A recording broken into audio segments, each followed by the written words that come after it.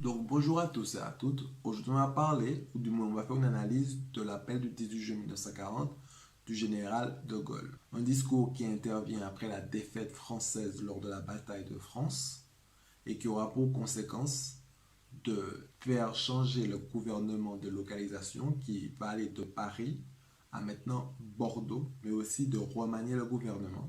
Le président du conseil qui était Paul Reynaud va être remplacé par le maréchal Pétain. Donc le maréchal Pétain sera président du Conseil. Et le 17 juin 1940, il va annoncer aux Français qu'il faut cesser le combat et qu'il est entré en pourparlers avec l'Allemagne nazie pour connaître les conditions d'un armistice avec la France. Le 18 juin 1940, le général de Gaulle est alors à Londres et avec l'aide de Winston Churchill va initier la résistance française à l'Allemagne nazie. Et l'acte fondateur de la résistance sera justement ce discours du 18 juin 1940 qu'on analyse. Les chefs qui, depuis de nombreuses années, sont à la tête des armées françaises, ont formé un gouvernement. Ce gouvernement, alléguant la défaite de nos armées, s'est mis en rapport avec l'ennemi pour cesser le combat. Donc, dans la première phrase, il fait référence au chef de l'armée, donc il fait clairement référence au maréchal Pétain, qui est devenu président du Conseil, mais aussi, il fait aussi référence à François Darlan, qui est ministre de la Marine, au général Weygand, dont on a parlé dans la vidéo de Winston Churchill, qui est ministre de la Défense nationale, ou encore de Louis-Antoine Colson, qui est ministre de la Guerre. Toutes ces personnes ont été à la tête des armées françaises. Ensuite, pour la seconde phrase, il dit: ce gouvernement, alléguant la défaite de nos armées, s'est mis en rapport avec l'ennemi pour cesser le combat. Donc le mot le plus important dans cette seconde phrase, c'est alléguer, qui a une forte connotation péjorative et qui vise à discréditer le bilan que fait Pétain de cette défaite des armées, le bilan de la défaite des armées qui reste encore à prouver selon lui, ou encore qu'il faudrait se mettre en relation avec l'ennemi.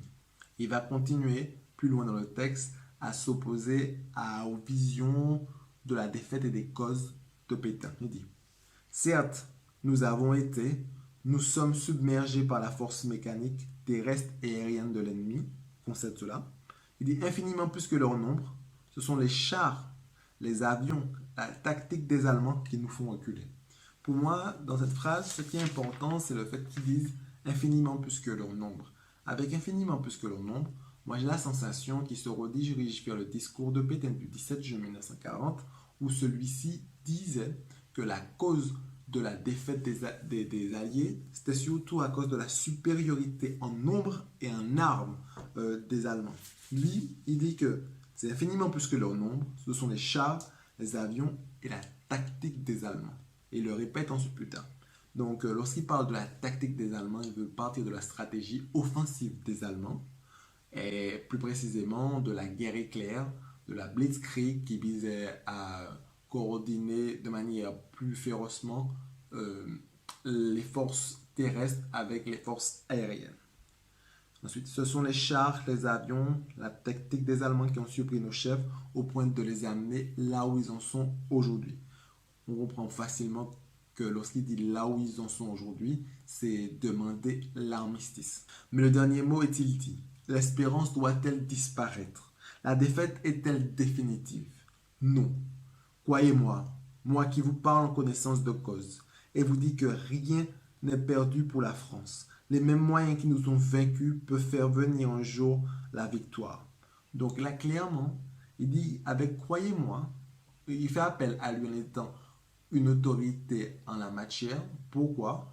Parce qu'il a étudié l'art de la guerre, notamment à Saint-Cyr. Il est un élève considéré comme brillant par ses professeurs, mais aussi parce qu'il a appliqué l'art de la guerre lors de la Première Guerre mondiale, bien qu'il ait été capturé lors de la Première Guerre mondiale où il était lieutenant en 1914. Mais lors du début de la Deuxième Guerre mondiale, il a été l'un des seuls colonels ou le seul colonel à pouvoir repousser l'assaut des Allemands.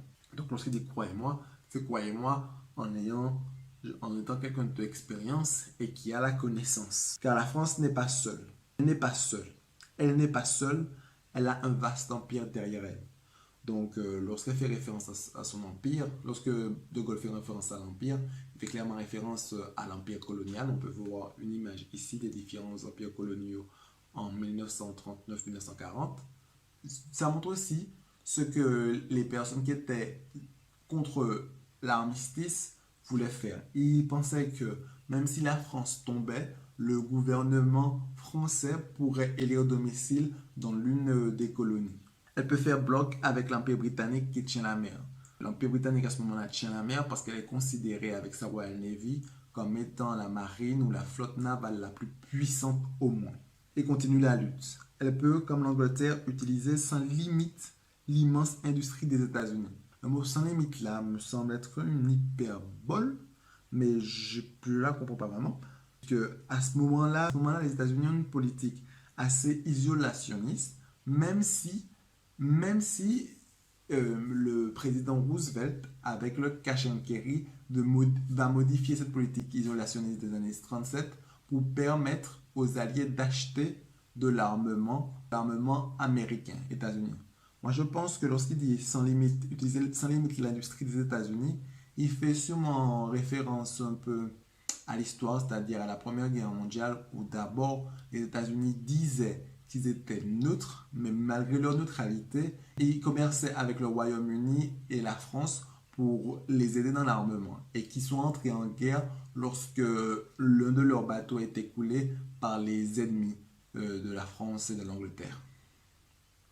Donc ils pensent que lors de la Seconde Guerre mondiale, je pense qu'une chose comme ça peut se passer. Cette guerre n'est pas limitée au territoire de notre malheureux pays. Cette guerre n'est pas tranchée par la bataille de France. Cette guerre est une guerre mondiale.